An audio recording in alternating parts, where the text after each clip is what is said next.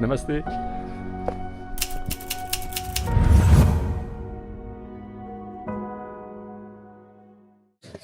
Ah, donc aujourd'hui, deuxième jour de marche, on va quitter le super lodge de Landruc. Donc les deux Sherpas sont en train de faire les sacs et puis nous on se prépare tranquillement avec Man Kumar qui est déjà prêt lui. Il attend tout le monde.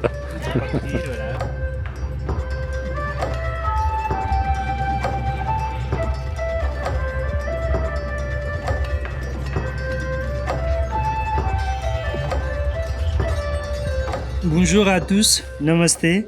Je m'appelle Man Kumar. Je suis originaire d'une région de montagne du Népal. J'ai grandi donc au cœur de l'Himalaya. Marcher dans l'Himalaya, ça fait donc partie de ma vie. Je suis toujours heureux là-bas. Et actuellement, j'habite à Katmandou avec ma famille, avec mes deux enfants. Je parle anglais et français, donc j'organise les voyageurs de différents pays. Je suis guide diplômé et expérimenté. J'organise donc le trek partout au Népal, dans la région de montagne. Ma priorité est donner la sécurité aux clients pendant leur voyage au Népal. Et aussi, je suis très heureux de partager notre culture, la tradition népalaise. Si vous êtes intéressé de venir au Népal, merci de me contacter. Je serai vraiment ravi de réaliser votre rêve d'aller dans la montagne. Namasté. Pas mal de chiens dans les villages là. Donc je crois que Salomé va ramener un chien dans sa valise. C'est sûr. Peut-être chien 1, 2, népalais. 3, peut-être 4 même. C'est Dere Dere Ramro. Dere Dere Himal. Ce qui veut dire, Très très beau, très belle montagne. effectivement, là regardez comme c'est beau là, on est toujours sur le village de Landruc. Ah, on voit toutes ces rizières en terrasse là, c'est magnifique. Et vous voyez aussi ces toitures hein, en pierre naturelle là. Donc là on continue de descendre. En montagne le problème c'est quand on descend il va falloir remonter. Donc en fait vous voyez la grande montagne qui est en face là, montagne bien enneigée. On va monter sur les versants qui sont juste à ses pieds. De telle manière demain attaquer la vallée qui va nous emmener vers le sanctuaire des Annapurna.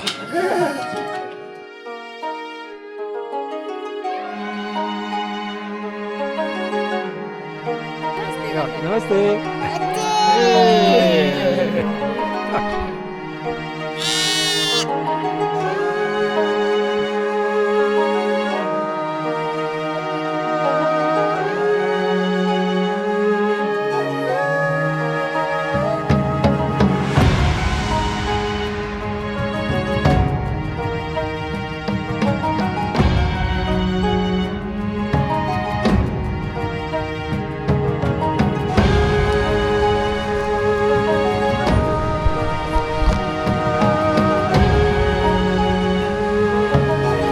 Beaucoup de force.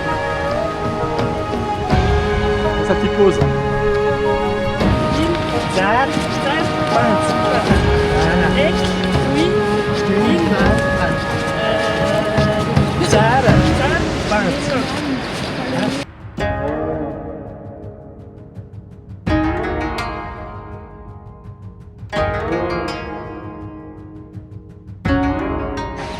Il disait que c'était à cause de moi qu'on allait repartir avec un chien, mais je crois que lui aussi il a craqué là.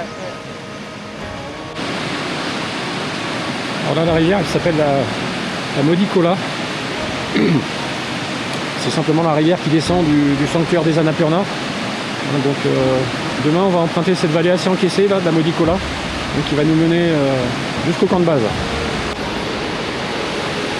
Et en fait en traversant la rivière on change de versant, hein, donc on est redescendu et maintenant on va attaquer une montée assez pentue là jusqu'à Chumrung où on va passer la nuit.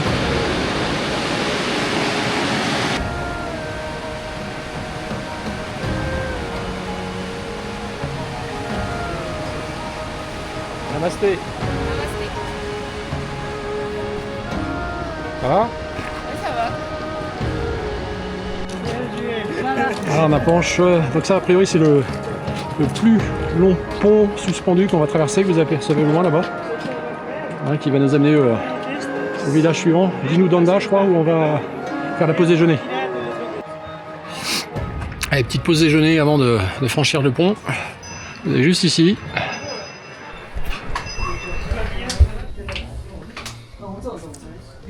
C'est bon. des forces.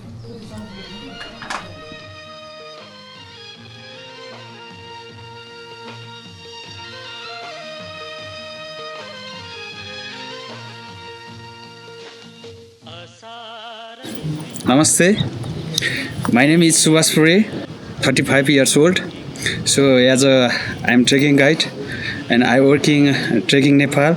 So I'm happy with company. Very nicely clients coming in Nepal with working together. I'm too lot of happy. Thank you so much.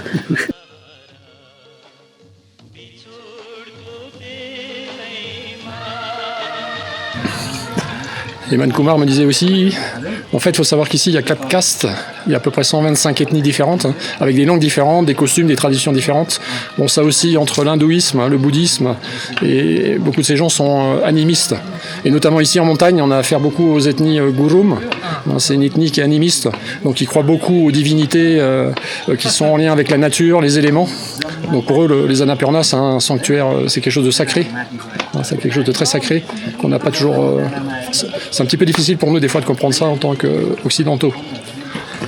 Ah, Mankumar qui est de retour. Voilà. Ça c'est un petit tambour pour ça sert à s'asseoir. C'est fait en bambou aussi, ça c'est en bambou. Et ça se fait au Népal aussi. Comme ça, on utilise voilà, pour s'asseoir. C'est confort. Ah, c'est bien confort. Et quelquefois même pour travailler un peu, comme ça on utilise ça. C'est ce que j'ai compris, le Népal en fait c'est un pays où un bon peu, ça vaut mieux que tout. Voilà.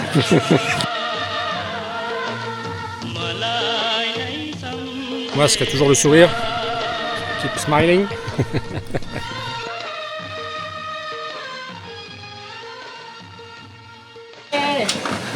Allez, on a quitté Landruc à 8h ce matin. Il est quelle heure? 15h56, on arrive à Chomrong, fin de l'étape numéro 2. Et le balançoire pour les enfants sont prêts là-bas. Nous on est des enfants, nous. Ah oui, c'est ça, c'est ça. On va faire. La fin de l'étape 2, là, on est encore dans des lodges super sympas. Là, je vous montre rapidement. Donc, c'est des chambres souvent à 3 places. Hein. Donc, les filles ont leur chambre. Moi, j'ai la mienne. Et c'est très confortable. Bon, c'est pas chauffé par contre, donc la nuit, il faut quand même s'habiller un petit peu. Voilà.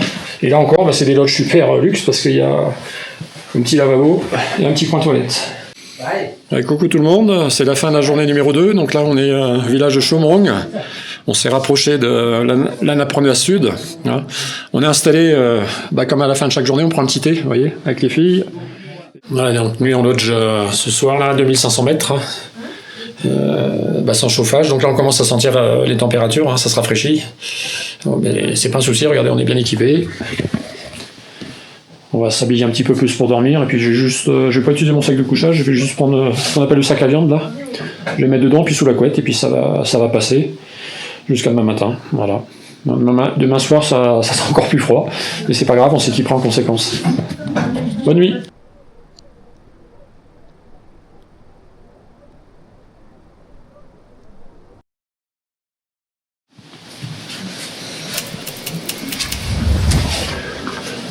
Voilà ce qu'on voit du lodge ce matin en se réveillant. Là, comme tous les matins, on refait le sac. Voilà, c'est départ pour la 3e journée. On voit bien l'Annapurna Sud. Eman Kumar va nous expliquer là où on va passer, là, dans la fameuse vallée. Là, on est à Chomrong. Et d'ici, on va descendre en bas jusqu'à la rivière. On ne voit pas, il y a un suspendu. Ouais. Et après, on va traverser et on voit l'autre côté, le village et le chemin, tout ça. On va prolonger, on va monter progressivement et on va arriver jusqu'au port chinois.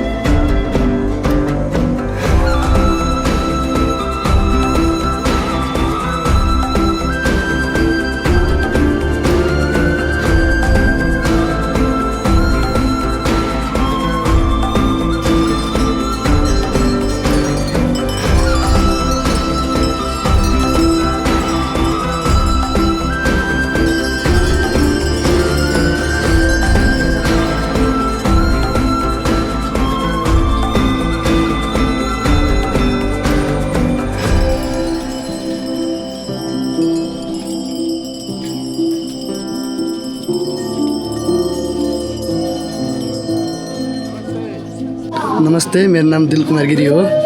म 24 वर्षको भएँ। म मेरो काठमाडौँमा मेरो फ्यामिलीसँग बस्छु। मेरो एउटा छोरी छ। म टेकिङ लाइनमा काम गर्न थालेको 5 वर्ष भयो र टेकिङ लाइन एकदम राम्रो लाग्छ मलाई। राम्रो ठाउँमा घुम्न पाइन्छ। एकदम राम्रो छ नेपाल, ब्युटिफुल कन्ट्री। विदेशीहरू गेस्टसँग काम गर्न पाउँदाखेरि म धेरै खुसी छु र आफ्नै देशमा काम गर्न पाउँदा, आफ्नै देशमा रोजगार पाउँदा धेरै खुसी लाग्छ। नेपाली हुनुमा म गर्व गर्छु। Namasté.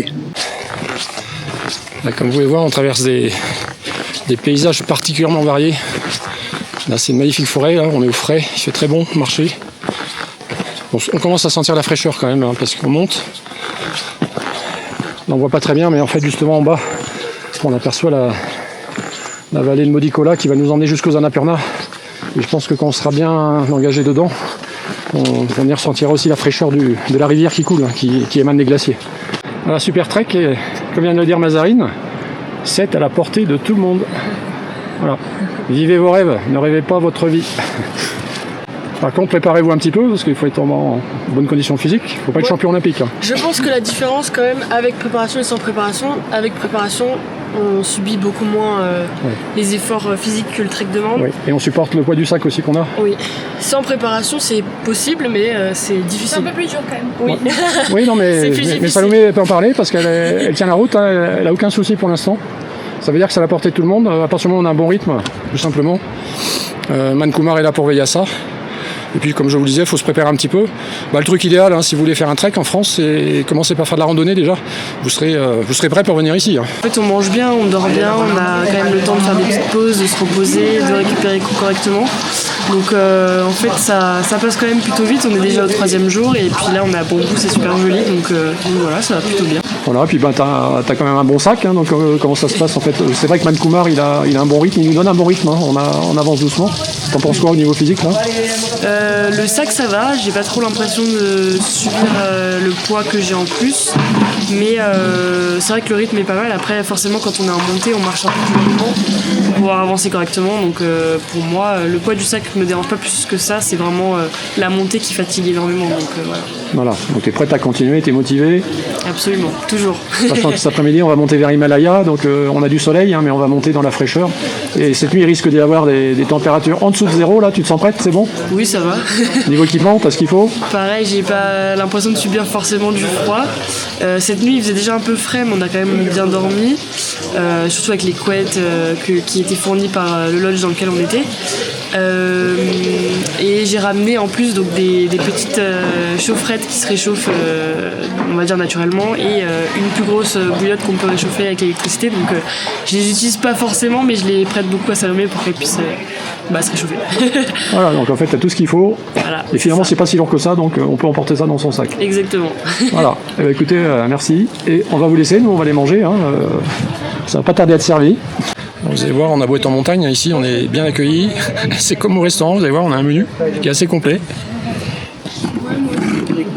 Donc on peut manger des pâtes, on peut manger des plats typiques. Et donc on va commander là pour ne pas faire trop attendre les cuisiniers, et puis qu'on puisse repartir de bonne heure. Voilà, vous voyez. On met déjà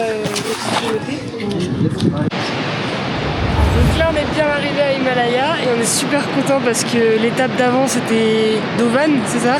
Dovan. Et si on atteignait Himalaya après, en fait c'était une super victoire pour nous, donc on est content, on est super content d'être arrivé. Voilà. Voilà, et donc là on est à 3000 mètres mine de rien. On a sacrément marché aujourd'hui, on a enchaîné beaucoup de montées et de descentes. Et ce qui est assez cassant, c'est que ce sont des escaliers. Donc les muscles des cuisses ont bien travaillé. C'est toujours pareil. Step by step, petit pas par petit pas, vous voyez. On fait des kilomètres. Donc ça, c'est la fin de la 3e journée. Donc vous voyez, le soleil est caché, la brume redescend. Là, on va commencer à attaquer la montagne, voir la haute montagne après. Donc c'est changement de météo, changement de vêtements. Vous voyez, j'arrive là, je suis en t-shirt. Il faisait très bon pour la vallée. Et que vous dire de plus? Écoutez, au bout du 3e jour, hein, Mankumar nous disait qu'on a parcouru à peu près 50-55 km. Ce qui en montagne n'est pas rien, vu les reliefs qu'on s'est tapés. Voilà, à plus tard. Donc là on vient de prendre possession de nos chambres à Himalaya. Donc vous voyez, ça reste sympa, mais comme on monte en altitude, ça va devenir de plus en plus sommaire, hein, mais ça reste quand même pas mal. Vous voyez, une petite chambre. Moi j'ai une chambre avec 3 places. Donc il n'y a pas de chauffage. Il n'y a pas d'électricité en fait, il faut aller dans la salle commune, il faut payer un tout petit peu mais c'est pas très cher pour recharger son téléphone, ses batteries, sachant que moi j'ai deux batteries externes bien chargées, puis j'ai un petit panneau solaire que je mettrai sur mon sac à dos demain pour recharger tout ça. Donc là le programme ça va être défaire les sacs, se mettre à l'aise pour ce soir pour pas attraper froid. Donc on va tout déployer. Et puis je vais aller me laver de façon assez sommaire. Les filles, on va que ça une douche chaude, pardon. C'est payant, mais c'est pas très cher non plus. Moi, je pense que je vais rester dans l'esprit. Je vais aller bien me laver avec l'eau froide et un gant de toilette, parce qu'en fait, en montagne, quand on se frictionne à l'eau froide, faut pas faire ça trop longtemps, mais ça, mine de rien, ça réchauffe. On s'essuie bien, on met des vêtements et on est au chaud. Voilà.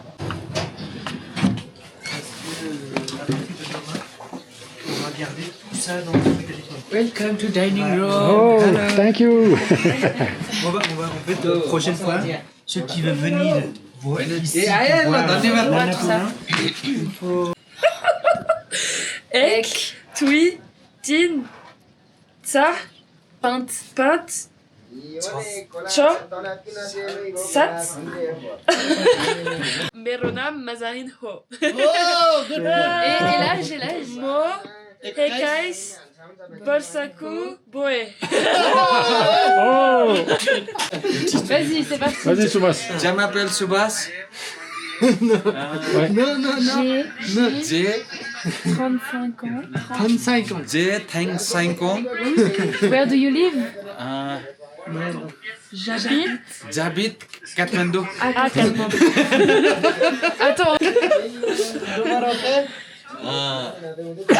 My name is Subhas. Yes. How do you say that? Comme vous pouvez le voir ce soir, là c'est la queue à la salle de bain. Hein, donc la salle de bain pour l'Himalaya, c'est ça. et moins 5. On est un petit peu dehors là, mais regardez le spectacle. Moins 5 degrés. Lever de lune, Voilà. incroyable. Moi, je vais aux toilettes. JP elle va aux toilettes, ouais. Voilà. Si ça intéresse quelqu'un. Voilà. Il y a que les petits cochons qui le disent pas.